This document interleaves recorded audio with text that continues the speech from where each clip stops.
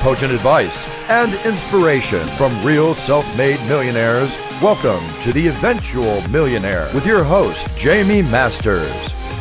Welcome to Eventual Millionaire. I'm Jaime Masters, and I'm so excited to have my very good friend back on the show. It's Billy Murphy from Forever Jobless, and it's hilarious because we were only like 30 minutes away, but we decided to do Skype anyway. So thanks so much for coming on the show today, Billy. Thanks for having me. Okay, so what we really want to dive into, because I don't talk about this very much on my show at all anymore, it's the beginning process. So anybody right now that doesn't have a business, this show is for you because Billy is the master at that. So what I'm hoping to do during this interview is to sort of have you tell us all your secrets, your secret sauce and everything for what you do for somebody to start a business, because you do it in a math-oriented way that I don't think most people do. So can you start with sort of an overview of how you do this a little bit differently than everybody else? Yeah, I think a lot of other people start businesses backwards. I think, they look at, how to market something, and they look at what other people are doing. And a lot of times I tell people, look for a gap in the market. And most people, they see someone doing something successfully, and instead of seeing how they can improve upon that or do something different, or, take the way they succeeded in one market and take it to a different market, most people just try and copy that model, or copy the marketing tactics. And that's why so many businesses fail. They say 80, 90, 95% of businesses fail. It's because everybody's going about things. They're going about things the same way in terms of like what they're selling and how they're selling it, which they're going to fail the majority of time. So when I go through, helping people start businesses, or when I look at starting a business myself, the first thing I do is, okay, there's a 4-step process I go through, but even before the 4 steps, I want to know, what is the end goal?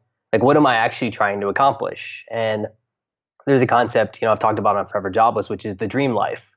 What is your dream scenario? What is your dream situation that would come out of, starting a business in this scenario? And most people are in situations that they don't think about the end goal. So what happens is they either work too long on the wrong thing, where it can never hit their goal. So even if they're progressing, they're stuck in a hamster wheel. Even if they're in a business, they're working really hard at a business that's never going to make the money they need to hit their dream life. And then the flip side scenario, you've got people that are very successful in their business, but they've already succeeded past their dream life, and they're constantly working too hard and basically working on things they don't need to be. They could already be living their dream life. So essentially the goal is, what is the number that you would need to make on your business to make it successful for you, so you have a target to shoot for. And then basically the goal is to go through the 4-step process, and the 4 steps wait. I want to slow down because I have questions on this part so far. Cool. Because I have questions on the niching side, and I have questions on the dream life. Okay, so when we're talking about niching or finding that gap, people have heard like, okay, we need to find a gap. Awesome. The thing is they're also told that they should do what is worked before instead of necessarily reinventing the wheel. So where is the line between that? So doing what's worked before is great, but people get the variables confused. So in other words, if you take someone that's been successful in a certain business, you can do what's worked, but that doesn't mean do the same exact offering.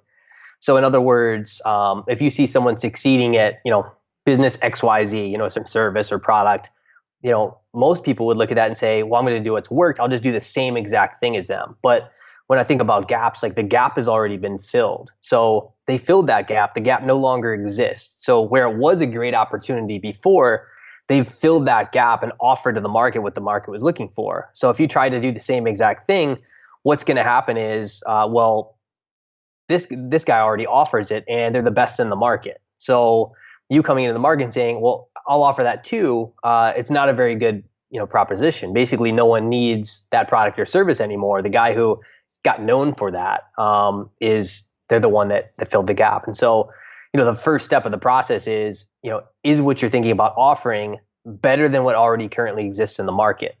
And so that's the first step. Okay. I want to say something too, though, because this, for anybody that already has a business that is listening, me and you have talked about this in general, even on the stuff that I'm doing, because when I first started an interview show, there was really not very many interview shows, and now it's kind of ridiculous. So the market can change while you're in it also. So we've been talking about where the gap is that I can sort of move into a little bit better because things change. And so anybody that's listening that does have a business, think of what he's saying right now for your specific business and the evolutionary process that it's been in too, because I think this is important.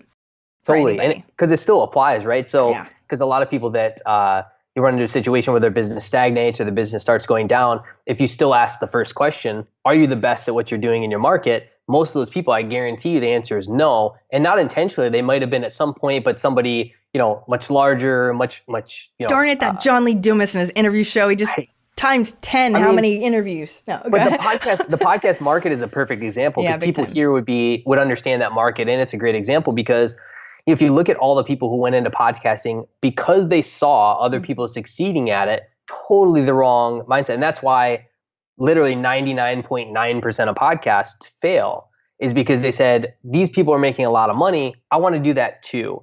And they could not check off the first box, which I'm laughing about restaurants on fire and dentists on fire. I literally saw every single, I was like, we could at least have a different name, people. Come on. Yeah. Not saying anything bad about them, but you know what I mean.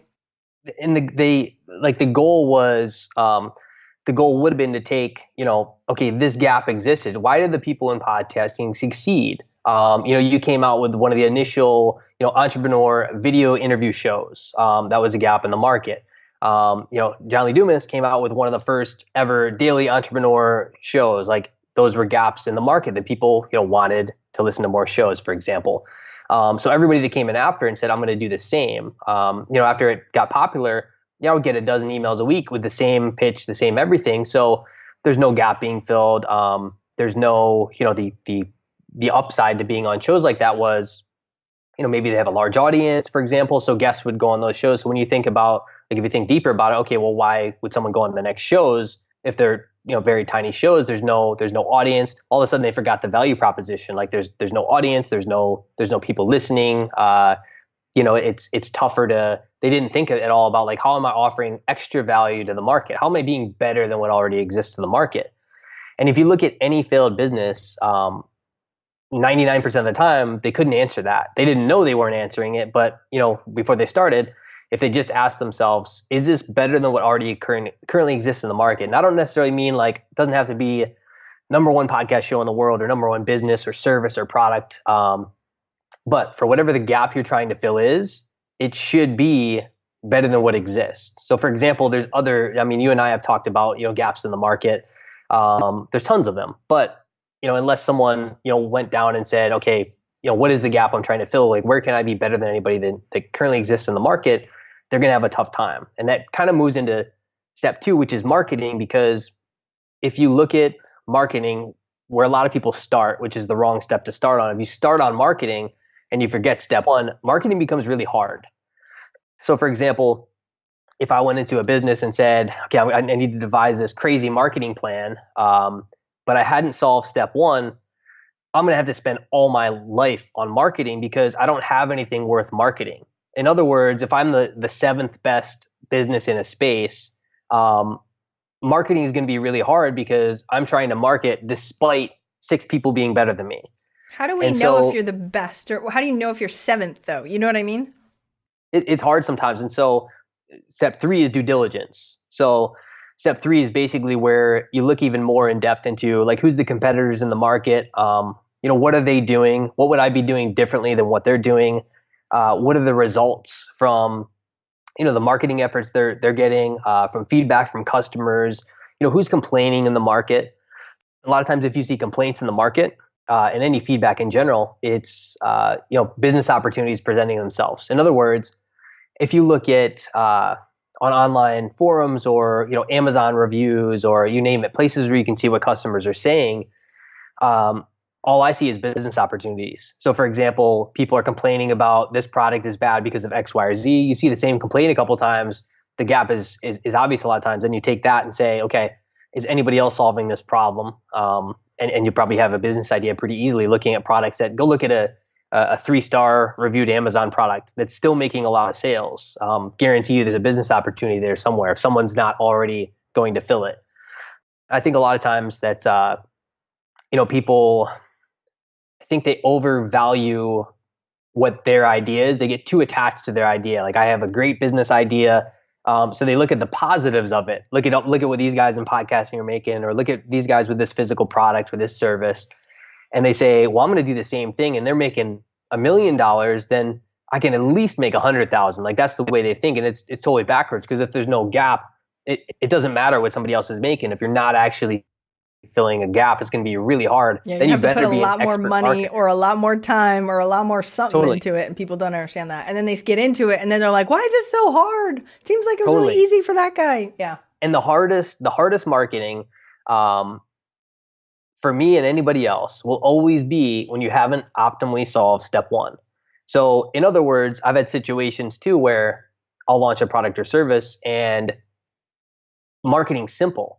It's because I've solved it in a good enough way and got it in front of my audience. So, step two is like, can you get in front of your audience? Where step two, the marketing step, becomes more complex when you haven't served it. Because then, even if you get it in front of your audience, if you got it in front of your ideal audience and the value just wasn't there, it doesn't matter that it got in front of your ideal audience, right?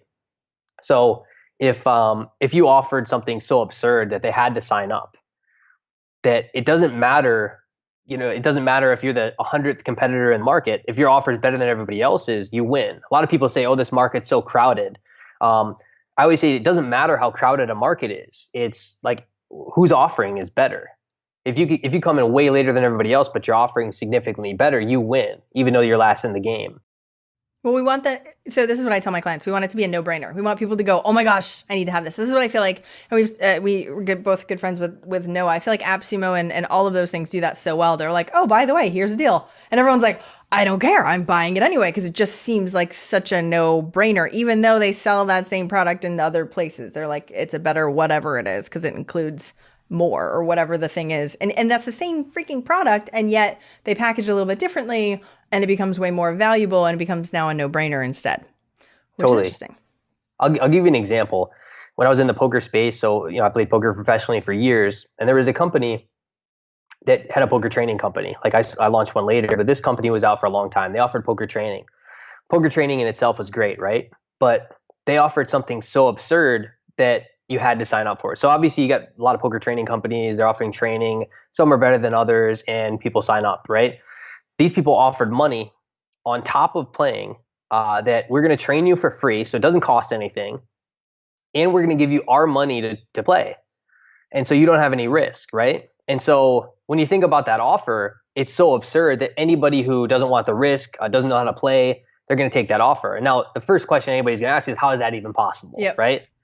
And so then they start going scammy, like, oh, that's the dollar thing where they get your credit card and then they just charge you. You know what I mean? Right. And it's nothing like that. The way they did it, and this is just, I think, is one of the greatest examples of like offering such ridiculous value that like nobody can really compete with you. So the value of a customer to a poker room was worth significantly more than the initial money they gave a player to play. So in other words, they got paid on the back end from the poker room. They knew the value of a customer. So when they gave away $50, they weren't giving away $50. They were getting 100 and giving away 50 of it to a customer. And the only reason they were training them for free was to increase the value of the customer on the back end of them. So in other words, a customer that's normally worth $40 but is now trained for free from professionals is now worth $100. So they increased the lifetime value of a customer to a poker room. Poker room can then say, we can give you $50 or $100, and so they know they can profitably give out $50 and knock out all their competitors. So most people look at businesses and say, I'm going to try to do the easiest thing ever, and then I'm going to market it. And I hear webinars are great and Facebook ads, and like they look at the dumbest stuff. And it's not that those marketing platforms are dumb. It's that they're buying the wrong pill. Like they're buying the pill before they've actually solved anything. So if you look at the info marketing space, it's just broken, because people will say, I want to start a business. You got somebody over here saying, great, we need to give you a webinar. And then there's somebody else, you need a funnel and you need a Facebook ad. You don't need any of these things. Exactly. No kidding. Oh my You don't need any of these things at all. And it's the greatest scam in the world is like, we're going to give you this. It's like if you walked into a doctor's and said, hey, I'm not feeling good. And they say, stop, I know what you need. Like you need this pill. And like you haven't even heard their problem yet, because you don't have the foundation of like starting a successful business. You don't need any of the marketing tools and tips and tricks. has nothing to do with anything if you don't have the foundation. Like you would need your body to have certain vitamins and things like that. Think of that like a business is, if your doctor just came in and said like prescribed a webinar and like they don't even know what's happening yet. It's broken. That's why people, I think, get confused a lot. Everybody's marketing the marketing stuff because the people that get most successful in the info marketing space are marketers. And so they're pitching marketing stuff that you need to buy, but it's not what you would need as an entrepreneur. I have get on a soapbox. I'll do it later, not now. But I think that's a piece that most people don't understand, that they see all these amazing testimonials, and it's because the people have an amazing foundational business and they add webinars on top of it. And that's awesome, right? But it's not as though we start there. We need to start. You should be able to, and you tell me if you agree with this.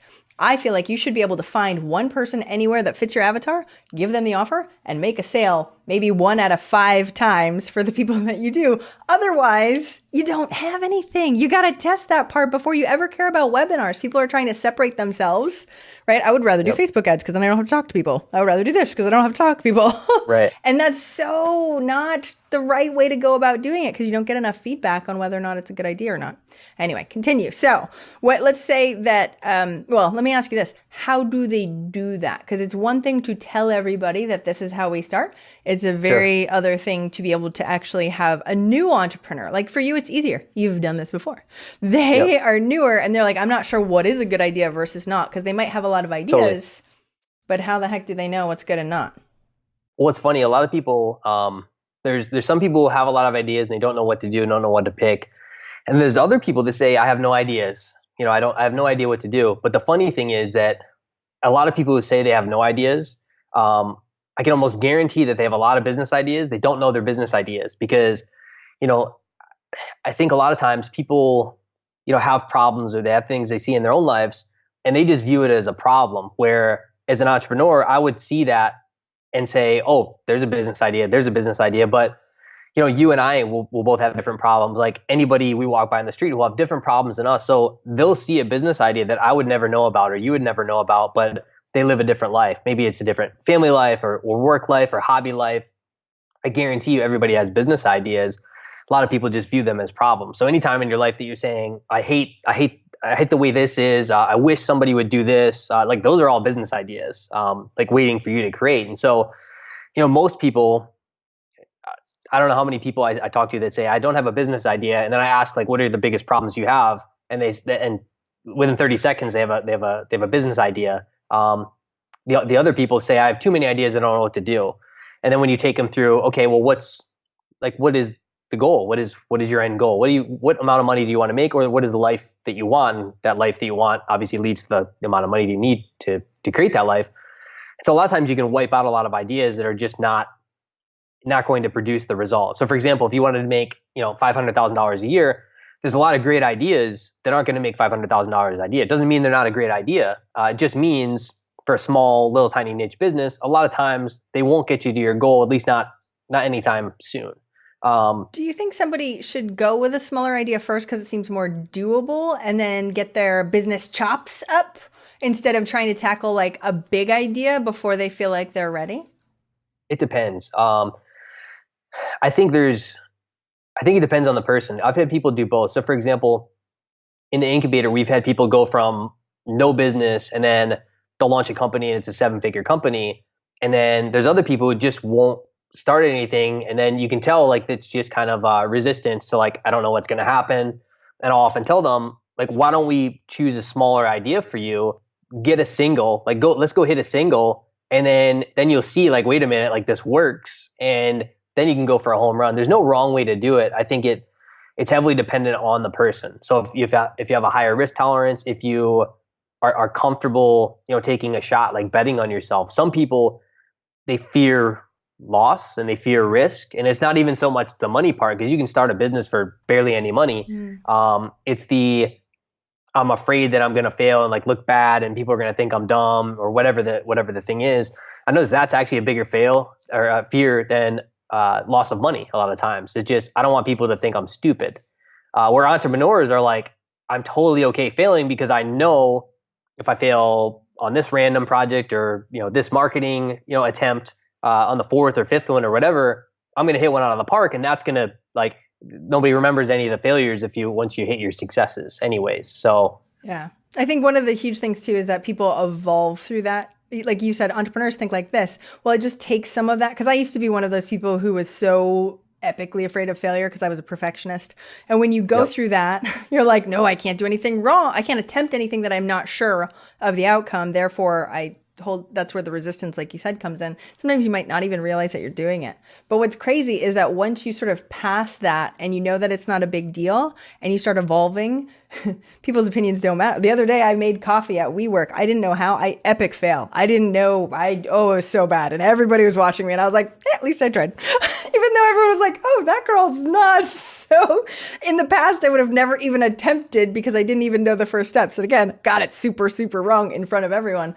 But to me, you evolve to that. So how do you know if they were thinking about themselves right now, which person they are? If there's somebody that's like can hit a home run the first time or should really go with a single?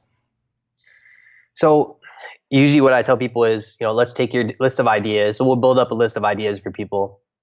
We'll take your list of ideas and say, which one do you most want to pursue? So obviously it needs to hit your goals. And then it doesn't necessarily have to hit I want to be worth $20 million. You don't have to go for that your first time. A lot of times that's going to seem too intense. So if you're a person that says, I'm okay, going after a home run idea, but a lot of times you'll see pretty early on, like if you start working on something, like I'll work with a lot of people that are working on a home run type idea, and then you'll see them not really going forward all the way. And you'll say like, what's going on? How can I help?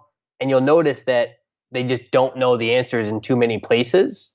And a lot of times bigger ideas can be more complex. And so we'll say, well, you can either keep pushing forward. A lot of bigger ideas take a lot more time, or you can hit one first. And a lot of times what we'll do is we'll have a goal that at least wipes away your financial worries. So for example, if you've got to make $4,000 a month, let's hit a business that makes $4,000 a month, then you can focus on a bigger idea. Some people will go for it right out of the gate. Like for example, there was a guy in our last incubator class. He had a full-time job, and so he already had the cushion, and so he didn't need like extra money. He was already making his full-time job money. So he went after a home run business and launched a 7-figure business, and it was because he didn't have money needs. He already had it coming in. Well, and he must have liked his job enough to not have the pain be so great that he could stay at it longer. Because that's the other piece. People are like, I want to get out right now. And then they should be paying attention to, okay, how much do I need to make to get out of that? So therefore I have more time to work on the other stuff. How, for people like that, does it matter if they have a family, if they don't, what their time constraints are? Because like for somebody that has a full-time job, I wouldn't assume that they would go after a 7-figure idea because you need more time usually to really go through that. That was a different situation. So that person specifically was extremely motivated. His name's Corey. He would get up every day 2 hours before work and work on his business. I have some of those clients. You're like, wow, so impressive. Yeah, I don't do that. Yeah. Basically every day he would do 2 hours before work, and then obviously weekends.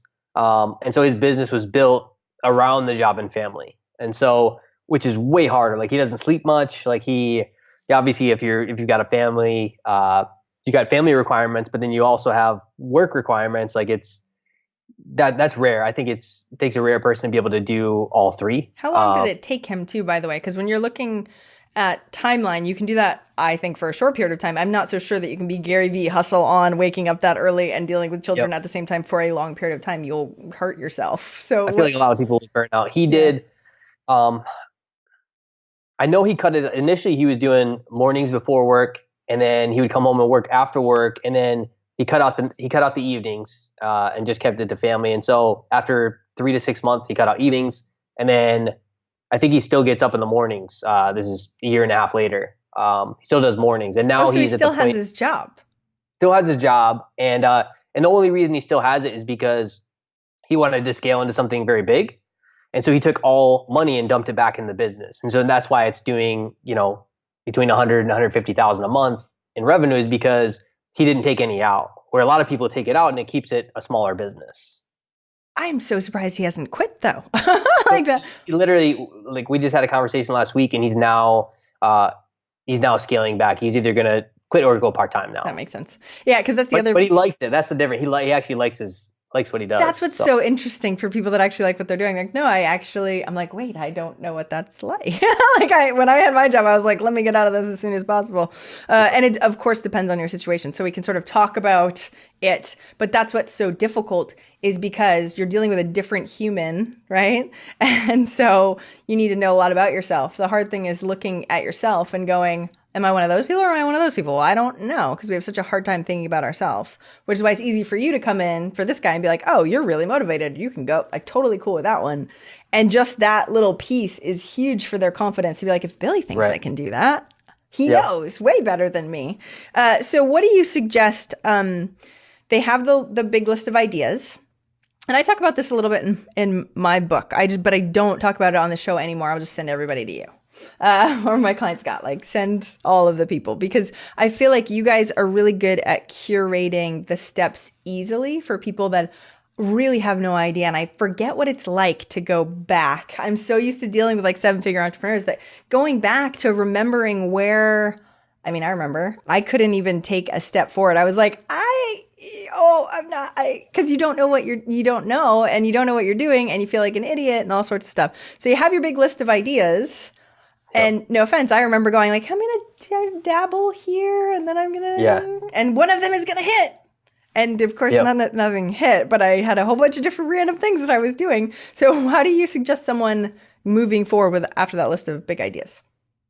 Yeah. So once we help them get a big list of ideas, we'll take them through the 4 steps. And the goal is that you're going to have some confidence, some higher confidence in some ideas versus others. In other words, you might take some ideas and say, you know what, I don't really know if I'm better than this company and this company. I actually don't know how I get in front of my market. So for example, let's say somebody's got 30 ideas, and I'll say, let's take your best, 3 ideas or 5 ideas, and let's take them through the process. Let's take them through the first, 2 steps.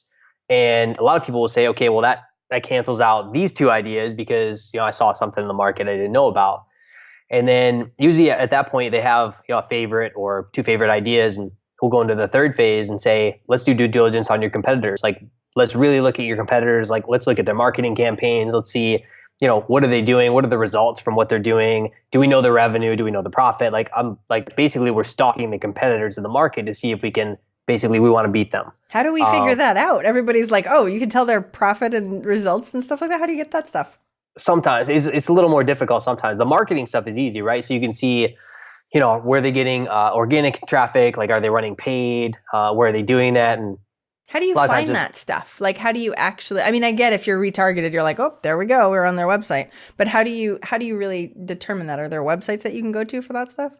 Yeah, there's sites. So, for example, one thing I've been looking at lately has been a lot of organic traffic. So if you go to something like SEMrush, they have they'll literally show you what your competitors are ranking for, the estimated amount of traffic. They'll tell you, they run an algorithm to tell you like, okay, on this page, they're generating $1,000 a month in traffic just on this, one page, for example. And so you can see, okay, this type of article with these keywords, with this many links driving to it is driving, this much revenue, this much traffic. And so you can see, you can ask yourself questions like, can I replicate that? Can I do better than that?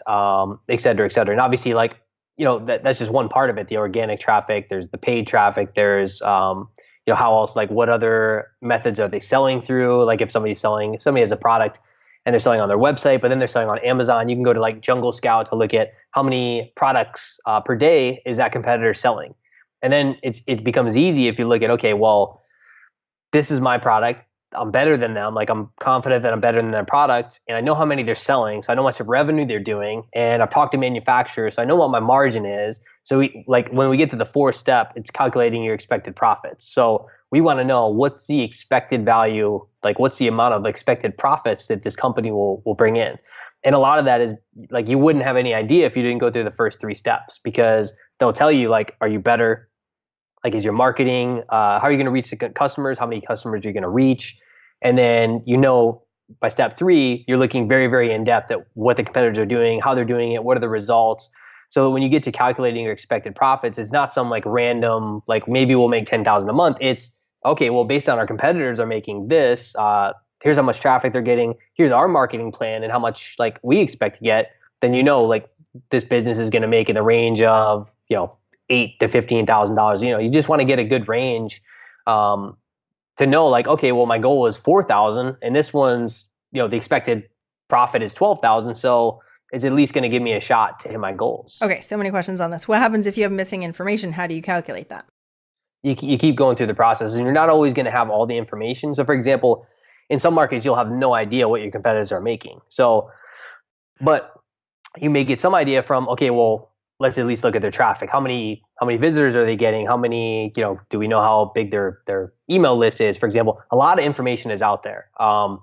If you really dig into it, like dig into every interview a competitor's ever done, dig into their traffic from SEMrush, dig into Jungle Scout, dig into, and there's a million of those sites. You can tell what paid, if somebody's running a bunch of paid advertising, Google AdWords, like they wouldn't be running it to lose money. So if we look at they're running $30,000 a month in traffic, like, well, why would they do that? Probably making money from these terms. And so some of it is going to be guesstimates. Like you're not going to know for sure that like, oh, they're definitely making $1,000 a day. It's not like that, but you're just trying to get a confidence factor of, okay, well, based on my due diligence, based on my research, based on what I'm offering compared to what's in the market, I'm confident that my business will do X. And when you're calculating the expected value, you're not calculating the exact value. You're calculating like this is what based on all the variables that you think will happen. And so if you're confident enough to do it, then lots of times I'll say like I'll give people the green light and say, look, you've done all your homework. This looks like a good opportunity. Like I would go forward, and I'll tell people like you should go forward with this one. Or I'll say, well, look, you still have missing questions that I think you can find, or there's just not enough to work with. And I'll say, well, let's look at this idea instead.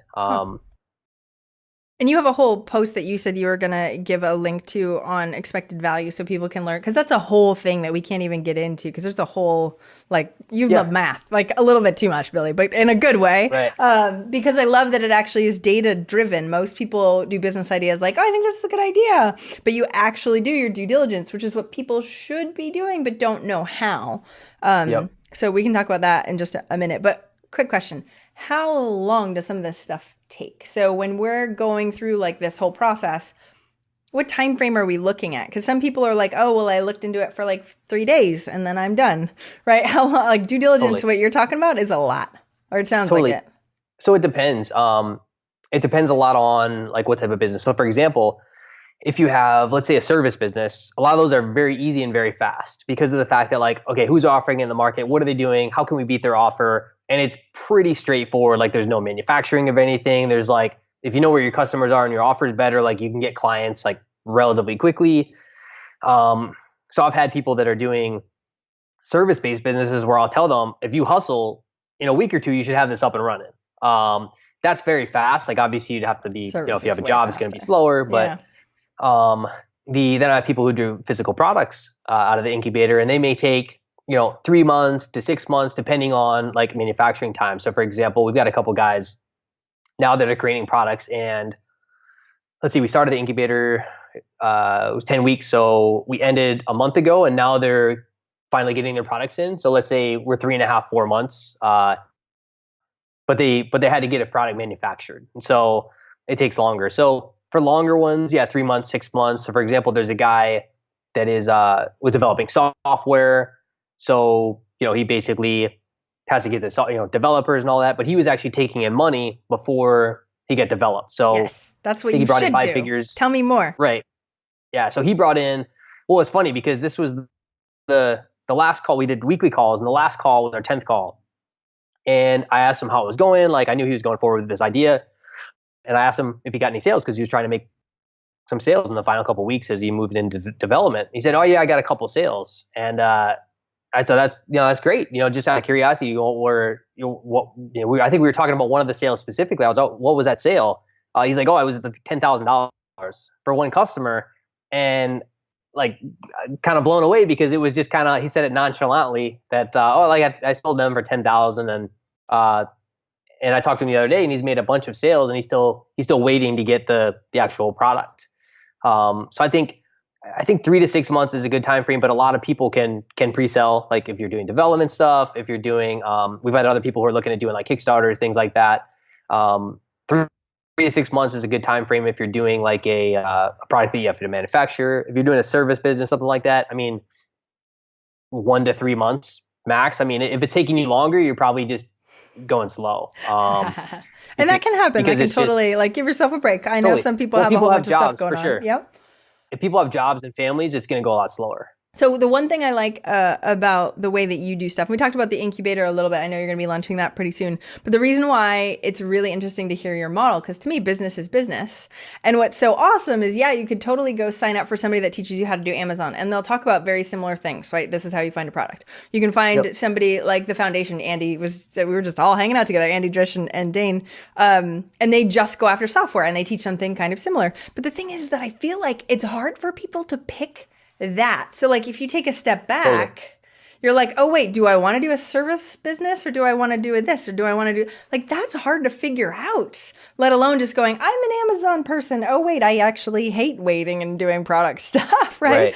And I feel like that's something that people aren't actually looking into. So that's why I like the backing up. Now it's not as curated for you because you have to actually really give a lot more of your effort.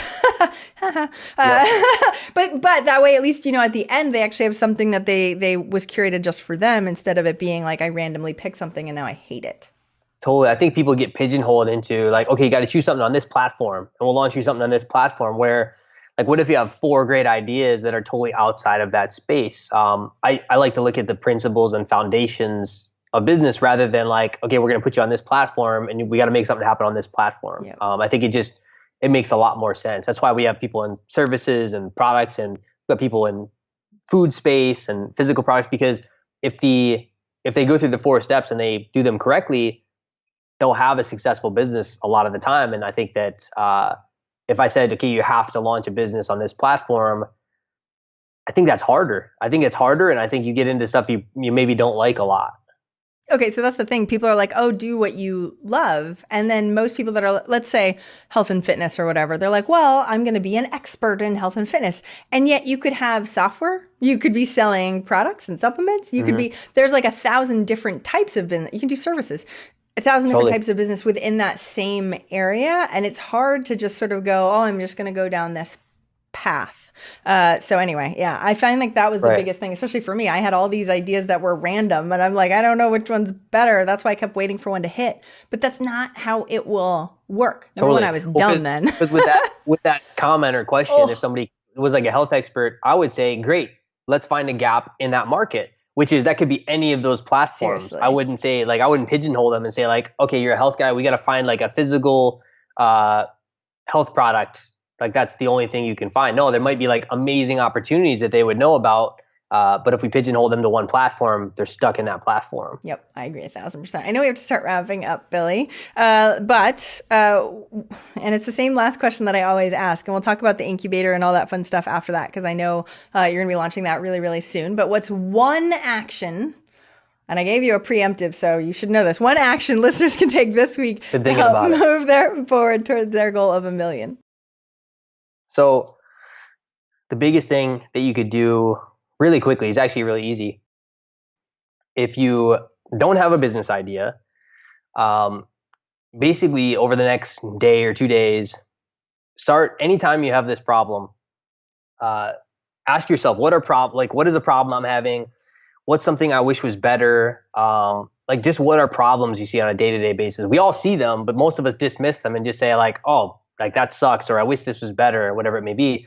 Write those things down because chances are that's a problem that could be created into a service or a business that doesn't exist, or at least doesn't exist in the way you want it. Because if it's a problem for you, either that means you haven't bought the solution if it exists, or it doesn't exist. The solution doesn't exist and you could create it. And so a lot of times, if you just go through this simple daily exercise, you can probably get 5 to 10 ideas a day. They might be stupid little problems. You might say that's not really a business idea, but it actually could be, or it could be the first, product or service of multiple products in that space that are a problem that other people have. Like you're probably not the only one in the world that has those problems or frustrations. And then I think the other thing, if you already have ideas, you could be doing is,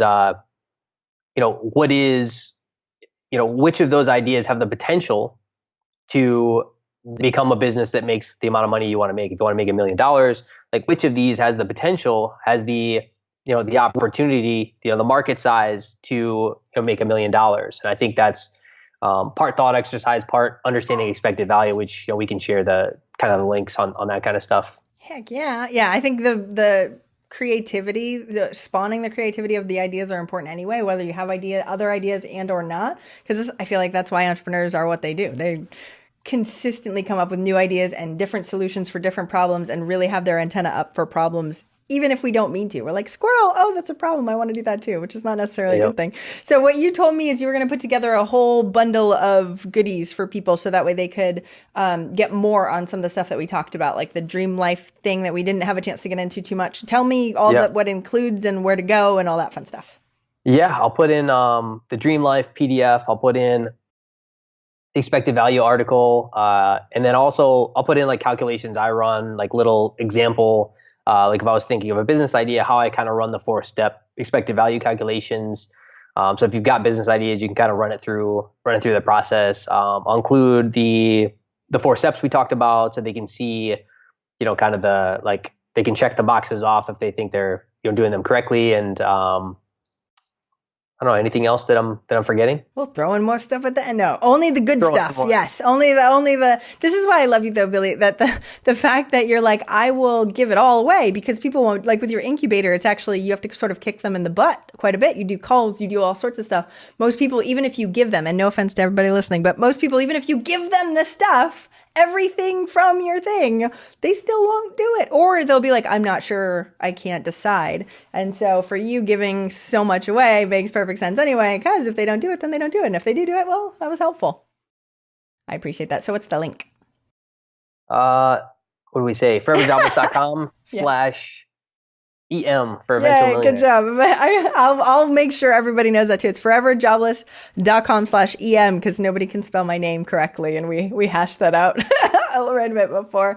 So make sure everybody check that out. Make sure you follow Billy, because all of his stuff is rooted in data. And I don't feel like there's enough people that talk about that stuff to begin with. And he actually makes it fun and not really, really boring. So thanks so much. I try to make math fun. Yeah. You're like, math.